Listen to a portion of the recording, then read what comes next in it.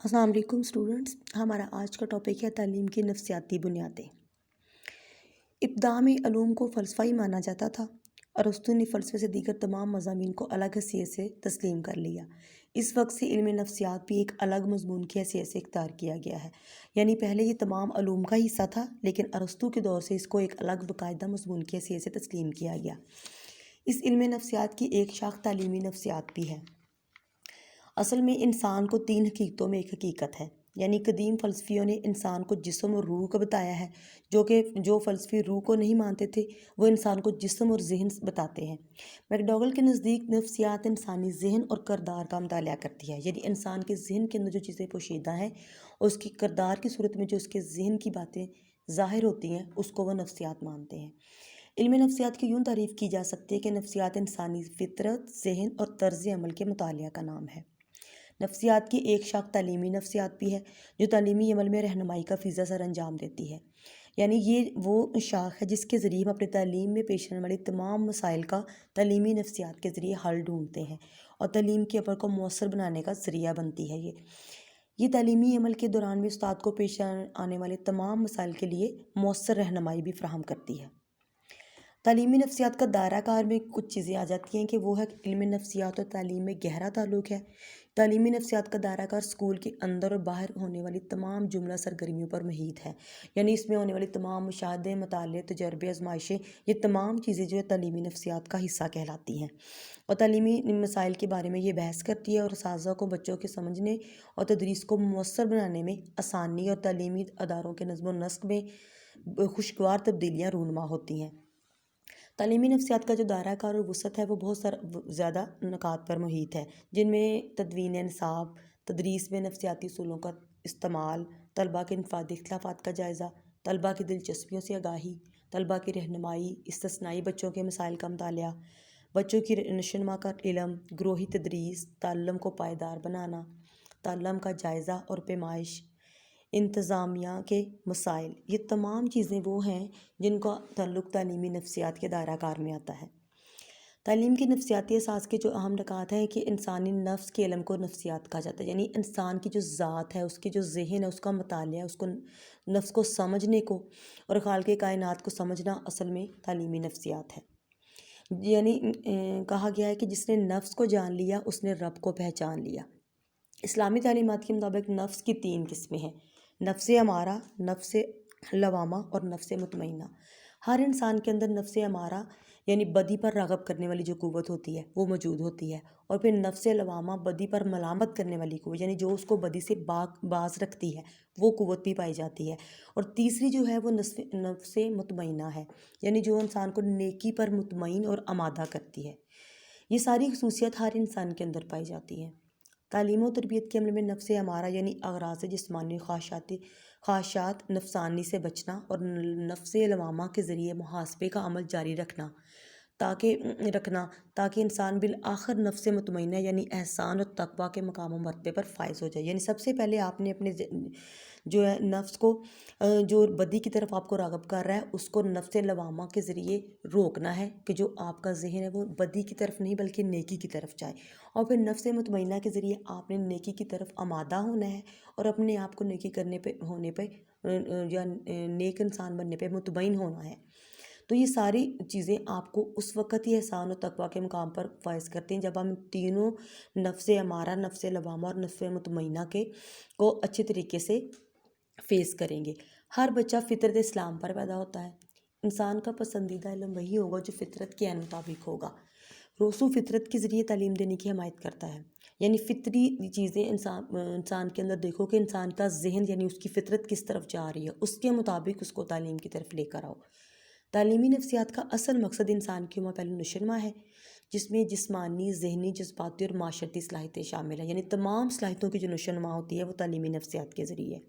تعلیمی نفسیات کا اصل کام یہ ہے کہ وہ انسان کے اندر اس انداز سے تربیت کرے کہ انسان اپنی اصلی فطرت پر آ جائے، اور اصلی فطرت انسان کی اسلام پر ہے، کیونکہ اس شروع میں ہم نے یہی بات ڈسکس کی کہ ہر بچہ فطرت اسلام پر پیدا ہوتا ہے، اس لیے تعلیمی نفسیات کے ذریعے بچے کی نشوونما جو ہے فطرت اسلام پر ہونی چاہیے۔ اب ہم ڈسکس کریں گے کہ تعلیمی نفسیات کا کردار کیا ہے، کہ وہ کیا کام کرتی ہے۔ عملی تعلیم جو ہے ایک اہم جزو ہے تعلم یا آموزش ہے، یعنی اس کا ایک اہم جز جو ہے سیکھنا ہے۔ تعلم یا آموزش ہوتا ہے سیکھنا، آپ کے اندر جو تبدیلی پیدا ہوتی ہے اس کو ہم آموزش یا تعلم کہیں گے۔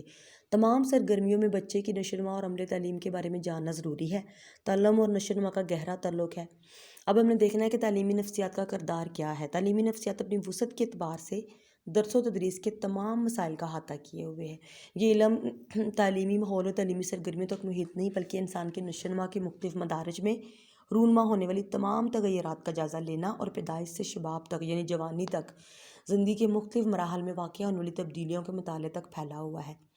اس طرح تعلیمی نفسیات کے مرتب کردہ قوانین نظم و نسق کو بہتر بنانے اور درس و تدریس کے عمل کو مؤثر بنانے میں بےحد مفید ثابت ہوتے ہیں۔ یعنی تعلیمی نفسیات جو ہے دیکھا جائے تو تعلیم کے تمام اصولوں پر حاوی ہے کہ ہر چیز کے ساتھ تعلیمی نفسیات کا تعلق ہے۔ تعلیمی نفسیات کا علم تعلیم کے ہر شعبے پر جاری ساری و تدریس کے معاملے پر حاوی ہے۔ اب ان عنوانات کا تذکرہ کیا جاتا ہے کہ جن کا تعلیمی نفسیات پر احاطہ کرتی ہے اور ان کے جو اس کی وسعت اور دائرہ کار میں آتے ہیں۔ ان میں متعلم ہے، معلم، تعلم، جائزہ، رہنمائی اور تعلیمی تحقیق ہے۔ متعلم جو ہر بچہ جو ہے ایک الگ توارث لے کر پیدا ہوتا ہے، یعنی توارث وہ صفات ہوتی ہیں جو ہر بچے کو اپنے والدین سے یا اپنے خاندان کے ذریعے اس بچے کی ودیت کی گئی ہوتی ہیں۔ توارث میں بھی سب سے بہن بھائیوں کو کوئی صفت ملتی ہے تو کوئی کم، یعنی دو طرح کے جو بہن بھائی ہیں وہ بھی ضروری نہیں کہ وہ ایک جیسے ہوں، یہ ان کے اندر بھی فرق کا پایا جانا یہ ایک فطری چیز ہے۔ لہٰذا تعلیمی نفسیات کے ذریعے بچے کی ان تمام چیزوں کو سمجھ کے جو کہ اس کے اندر ایک دوسرے کو اس کو الگ ظاہر کرتی ہیں، یعنی جس کو ہم انفرادی اختلافات بھی کہہ سکتے ہیں، ان کو سمجھ کے بچے کو تعلیم دینی چاہیے۔ مناسب ماحول ذہانت میں اضافہ نہیں کرتا لیکن ہم اسے ضائع بھی نہیں ہونے دیتے، یعنی ہم یہ کہہ سکتے ہیں کہ اچھا ماحول اور جو توارث ہے وہ دونوں مل کے انسان کی نشوونما میں اہم کردار ادا کرتے ہیں۔ نہ تو مناسب ماحول ہی اس کی ذہانت میں اضافہ کر سکتا ہے اور نہ ہی اچھا توارث جو ہے نا اس کی ذہانت کو بہتر آگے لے کے جا سکتا ہے، بلکہ دونوں کا برابر اور سازگار ماحول جو ہے وہ ہونا چاہیے۔ اس کے بعد آ جاتا ہے کہ معلم تدریسی عمل میں ایک اہم عنصر ہے۔ یہ کامیاب معلم کے طلبہ سے تعمیری تعلقات استوار کرنا اتنا ہی ضروری ہے جتنا کہ پڑھانے سے پہلے نفس مضمون کی تیاری، یعنی ٹیچر کا اسٹوڈنٹ کے ساتھ ایک اچھا تعلق ہونا ضروری ہے اس کے لیے کہ کیونکہ بچے کی نفسیات کو سمجھے بغیر ہم اس کے تعلیم نہیں دے سکتے۔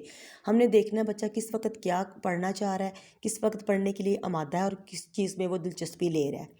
لہٰذا خوشگوار تعلیمی ماحول قائم کرنے کے لیے ضروری ہے کہ معلم جس طرح اپنے مضمون کو سمجھتا ہے اپنے جماعت کے بچوں کو بھی ویسے ہی سمجھتا ہو اور ان کی تمام صلاحیتوں کو، مخفی صلاحیتیں جو چھپی ہوئی صلاحیتیں ہیں، ان کے انفرادی اختلافات، رجحانات، میلانات، خواہشات سب کچھ جانے اور پھر اس کے مطابق اس کو تعلیم دے۔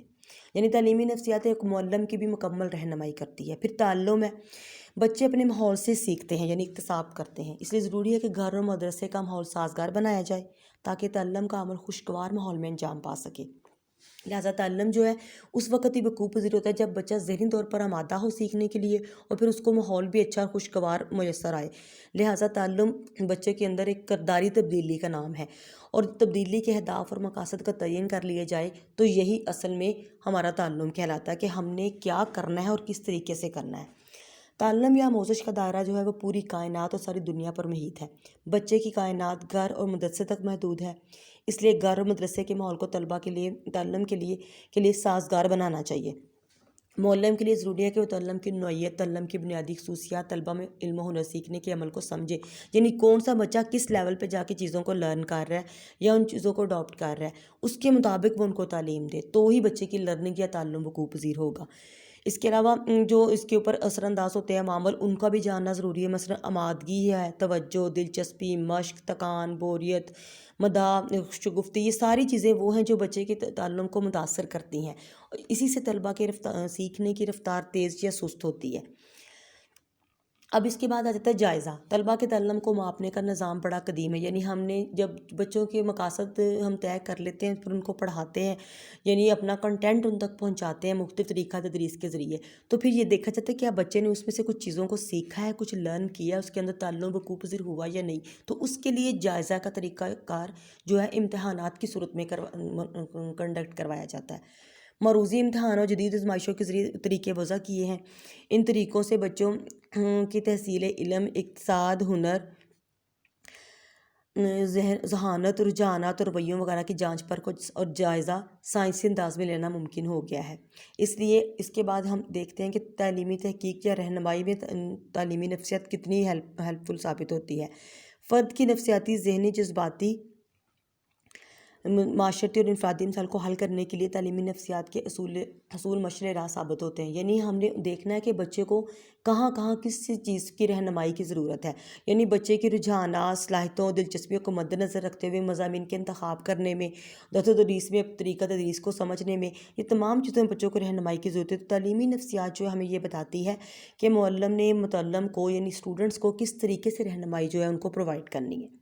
پھر اس کے بعد آ جاتا ہے تعلیمی تحقیق میں بھی ہماری جو نفسیات ہے بہت زیادہ مددگار ثابت ہوتی ہے۔ تعلیمی نفسیات درس و تدریس کے تمام مسائل کا گہرا مطالعہ کرتی ہے اور انسان کی نشوونما کے مختلف مدارج میں ہونے والے تغیرات کا بھی یعنی تبدیلیوں کا بھی جائزہ لیتی ہے۔